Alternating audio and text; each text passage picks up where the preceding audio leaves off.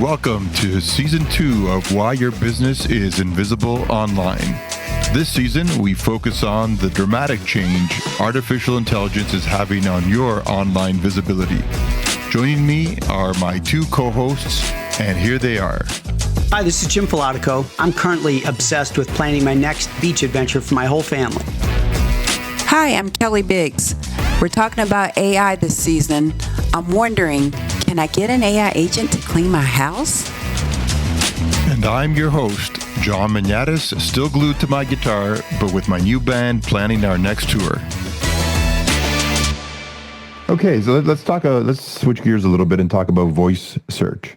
So people are talking about, Siri, Alexa, Google Assistant, and so forth. And, when they use voice searches, they want an answer. I mean, hopefully the faster, the better. So that means the way you phrase things and the way your content is presented matters more than ever before. Now that you're going to be exposed on a voice search as well. So, Kelly, where are you seeing voice search show up in client or customer behavior these days? Yeah, right now I think voice is showing up in, for the most part, local searches and like task-based requests. Think what's like Jim when he gets to his beach destination, tell me about this new restaurant. Right. He's going to want, like, that's local. It's hyper local, I think.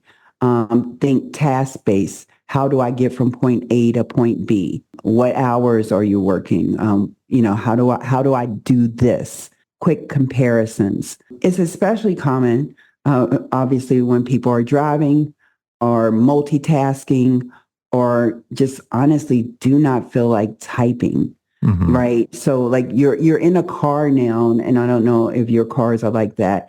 Even I could get a text and the car is like, you want me to read it to you? Absolutely. Yep. Yep.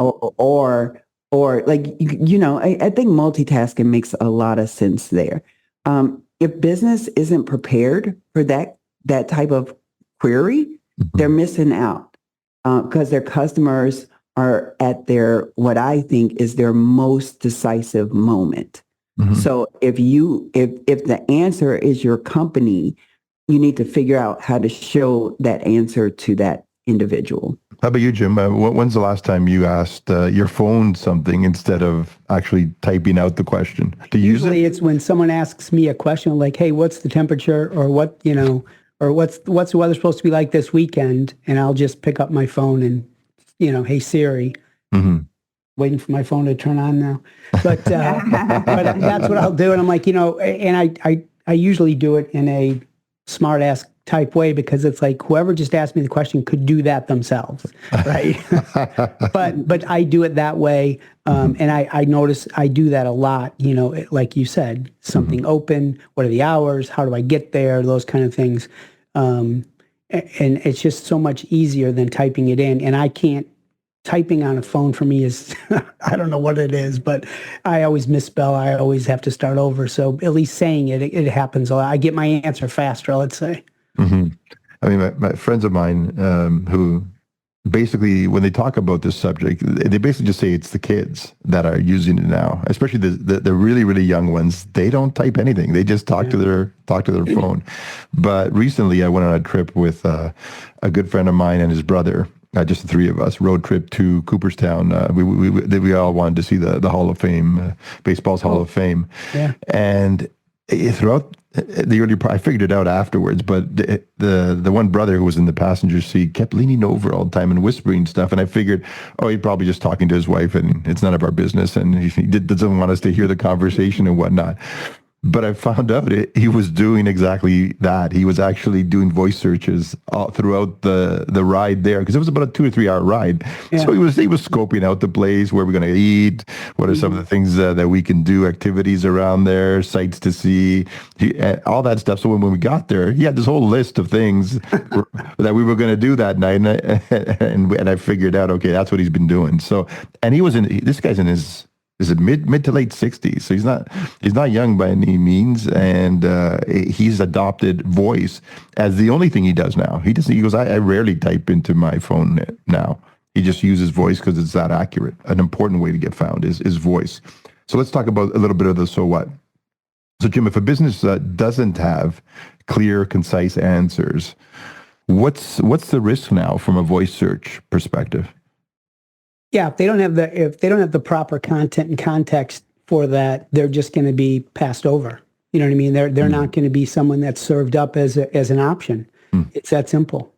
And we talk about that conversational aspect of search now, no matter how you're doing it. And so if you're not writing your content to that, that's what you're going to run into. You're just going to be passed over. Okay.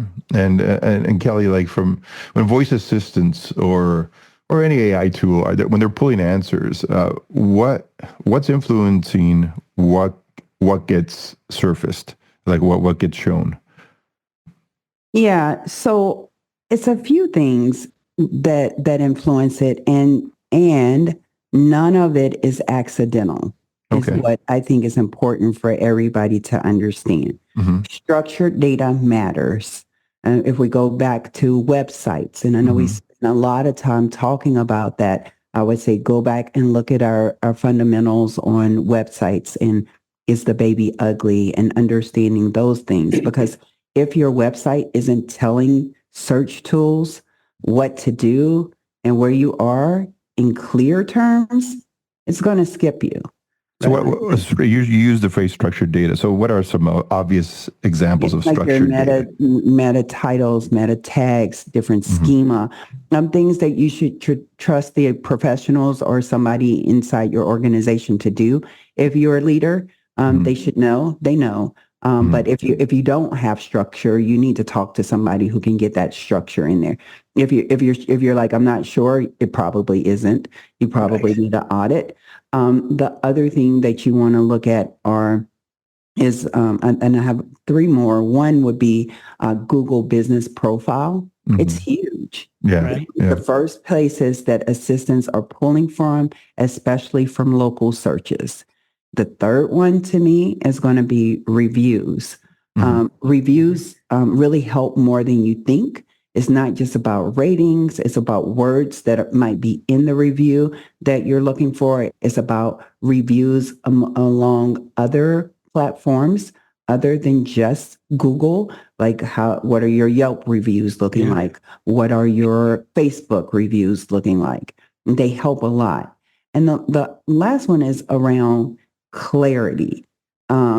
And so if your website like buries basic information and fancy, like a lot of people are just like, oh, I'm a bespoke, Nobody, no, I still don't know what that means. I have a few clients that like that. Exactly. So if you're thinking about like, what does this mean for your business? Like kind of the so what that you mentioned, it means if your information isn't structured right, you're not even going to make the list. You're not going to make the list. You could be the best option in town. Again, I'm thinking about Jim again, going to this restaurant that's new. They're just probably dog paddling to keep above water, right?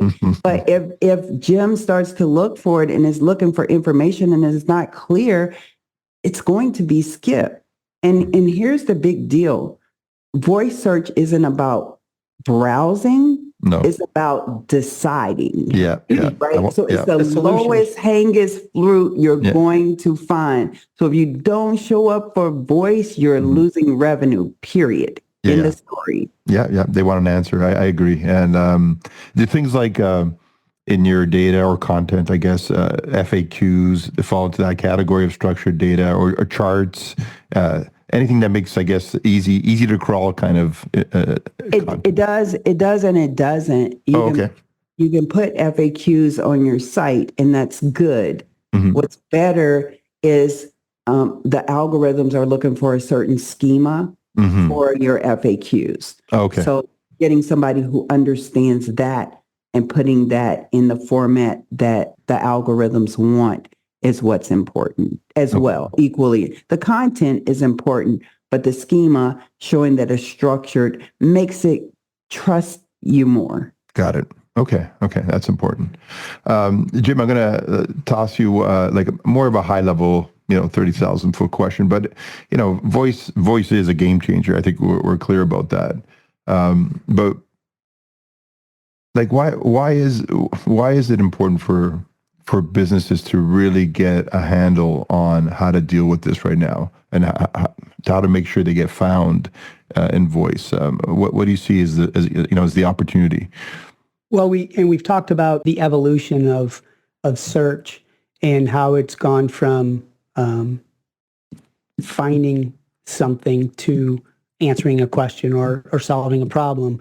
And this just kind of fits in with that, right? It's the same thing we talked about with AI search. It's solving a problem. And so this voice is the same sort of situation. So you have to have your content answer those questions in a conversational way using long tail keywords or more data, more context around it. So that way, if you're in a particular location or looking for a particular color of lipstick or whatever it is, the more detail and information you put in that on the website, in that answer, the better chance you are of being found, the better chance of you being served up as the best solution to the query, the question. Mm-hmm. So it's just an evolution of going into AI, going into social, going into all of those things, including voice, giving that context that allows the algorithm to pick it up and say, this is the best. Piggybacking on that, I know, Kelly, you've talked about this concept of long tail keywords now becoming more important. When you're using voice as the context of our discussion right now, it's really more about conversational structures. When you're putting your content in now, is it you have to write it in a way that people speak? Like, is that what makes the difference for voice search, bots that are out there? Yeah, absolutely. I think what Jim said was super important. Yeah. The truth is, like, when your content doesn't match how people talk, mm-hmm. you're actually breaking the connection. Mm-hmm. So voice assistants and AI tools prioritize answers that sound natural. We talked about like bespoke, right? Like who's saying that? Nobody's asking that question. And what they're trying to do is to give the user what the user wants. So let's just say if your site says residential HVAC efficiency diagnostics because somebody told you it sounded good, your customers might be asking, why is my AC bill so high? Mm-hmm. Right? Mm-hmm. So you're never going to meet that bar of mm-hmm. answering that question because you're so high in the clouds. Yes. And so what that mismatch is going to mean is that the person who answered, why is my HVAC bill, my AC bill so high, mm-hmm. is going to get the answer, right? Yeah. Because you don't sound relevant. They do. And the risk is that now you're going to lose trust. Like, how trustworthy is somebody that's using flowery words mm-hmm. if they can't solve my issue? Yeah, absolutely. So I'm never going to see your brand. I'm going to move on to the one that literally speaks my language, literally now, right? Mm-hmm. Right. Yeah. Why is my AC bill so high? Your AC bill is high because of 5 reasons. You could this, and this. Right. Straight answers. Yeah. Driving me down a tunnel. Mm-hmm. I'm going to click to get more information. Yeah, exactly. So I love this. I love this change actually because it's straight answers to the point. I think it's refreshing actually. So we've talked about natural. A little. Yeah, it's natural. Exactly. Yeah. Mm-hmm. So we've talked about the what in this category. We've talked about the so what. Now let's talk about now what. So Kelly, what would you say are 2 content updates that have recently happened that would help a site become more voice ready? So what are some ideas that people can take away? Yeah. So I'm gonna give you two, and then I'll make an offer for anybody that's unsure. Mhm. First is you want to make sure you have structured data. Make sure that the schema markups actually tell the search engines what exactly each part of your site is. And I don't expect necessarily everybody listening to know what a schema or a schema markup is. That's our job. Mhm. But if you're not sure, then you need to make sure. And actually, I'll just say we do provide audits. Mhm. So if this is something that you're just not sure of, and you want somebody to have a second look, you can go to areyouinvisibleonline.com, and we'll have a place where you just shoot us an email in a form saying you'd like an audit, a content audit for structure, for voice, and we'll be happy to do that. The second is, I would say, again, write for clarity. Short, natural sounding, answers to questions, to common questions. Think FAQ style. It doesn't need to be flowery, but I'm going to go back to something that Seamus said in the episode. It also needs to have that edge to it, right? Like if the way that you determine if my AC bill is too high is what every single other person is saying, Mhm. I'm not sure you're going to get found there. I mean, it's good, but is it good enough? Like, do you do something? Do you offer something to help people in that regard? And Mhm. so just making sure that your answers are key. And if possible, sometimes it is what it is. I just think about my accounting clients, for instance. If somebody is asking for when are my taxes due, they just want to know April 15th.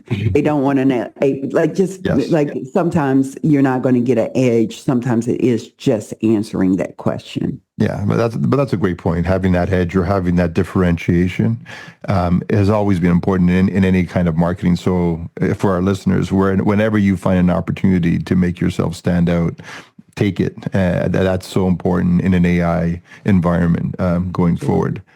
Jim, how can real customer questions turn into voice content? And I think Kelly touched on that a little bit as well. Yeah, I mean, one of the things that I've had some of my clients do is they'll take all of their Google Business profile reviews or other reviews, and they'll drop it into AI, and they'll say, what are the key things that you're hearing here? What are the things that come up most often? And then they turn that into an FAQ. And one of the things you can do is include those reviews in there, right? Whether it's a short blog you write or even FAQs. When you use user generated content within that builds your authority. And now it's not you saying it, it's your customer saying it. Yeah. And so it's a great way to figure out what people are talking about you. I mean, we talk about Googling or doing an AI search of your person or your business. And that's another way to do it, is just take a look at your reviews and seeing positive and negatives, what people are saying. A, fix what you're not doing right, obviously, but B, then that's what people are asking about. Make sure you lean into that. Yeah. I think that's important. It's interesting that you said that, Jim. It just reminds me, I remember when we first started our digital marketing agency, we did that. And I was actually looking for just a word cloud kind of a thing. And I started to analyze. And what was interesting, it will also tell you the story of what your information gain is, or what your edge. You might be doing something that's just totally natural to you, and your customers value it at a really high rate. And now you can say, I'm the IT guy that picks up the phone. Something, something, it could be something that simple, but also something, if it's what people are valuing, kind of looking outside of your four walls makes sense. So I think that's a great piece of advice, Jim. Yeah. Yeah. And an obvious question, but I think it's important to just state it. What's a simple test to check your voice visibility today? Yeah, it's exactly what Jim said about visual. Is go ahead and ask Siri a question and see if you show up. Now, and I'm going to take it a step further. You want to look You want to look in that. You want to look at all the places that people could potentially find you. Then here's a good use case for AI. I would take, if you're not there, be sad just a little bit, but then look and see who is there. And then take their information and feed that into chat or whatever your AI LLM model is that you should be paying at least $20 a month for. But feed it into there and just say that emotional prompt that Seamus kind of talked about before is really effective. I asked Siri to show me the best whatever nearby, and my name didn't come up. It makes me really sad. And so tell me, I want to show up. Why did my business not come up? And it'll tell you. And then now you have a game plan of give me tasks that I need to do to make sure that I'm showing up on voice. Yeah. And then that we also have some tools too in our toolkit of people, like we have there are voice search tools out there that you can actually use for your business to get found on search. Yeah. It's a great point because I use it all the time. When I don't get the answer that I was hoping for, I always ask AI. It's there. Why not? So why didn't I? Give me some tips as to how I can get there. And AI is pretty forthcoming when it comes to that. So that's I guess it sounds obvious, but you'd be surprised how many people don't do it. Thank you for tuning in to Why Your Business is Invisible Online. If you enjoyed today's episode, please do us a favor and subscribe and follow us on Spotify and Apple. Be sure to share it with other business owners who might find it helpful. If you want to dig deeper, contact us at ruinvisibleonline.com. That's capital letter R, capital letter U, followed by invisibleonline.com. Or message us on our LinkedIn business profile with the same title, Are You Invisible Online? The information shared in this podcast is for educational purposes only and should not be considered professional advice. The views and opinions expressed in this podcast are those of the hosts and guests and may or may not reflect the official policy or position of WSI Corporate. Always consult a qualified digital marketing expert before making significant changes to your online strategy. Until next time, keep connecting with the people who matter most to your business and join us for our next episode.